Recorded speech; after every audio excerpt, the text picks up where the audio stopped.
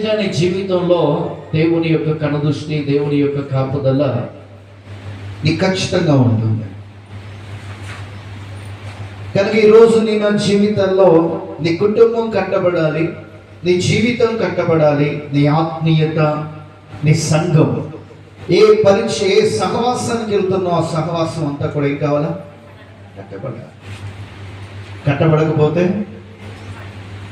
మేకల మంద వస్తుంది, గేదెలు అన్ని మందలే, 1-2 రావు. దేవునికి స్తోత్రం, హల్లెలూయా.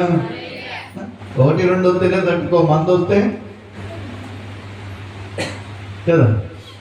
కనుక ఈరోజు మన జీవితాల్లో ఆత్మ సంబంధమైన విషయంలో మనం కట్టబడితే ఖచ్చితంగా నీ జీవితంలో దేవుని యొక్క కనుదృష్టి, కాపుదల ప్రభు మనకు ఉంచుతాయి.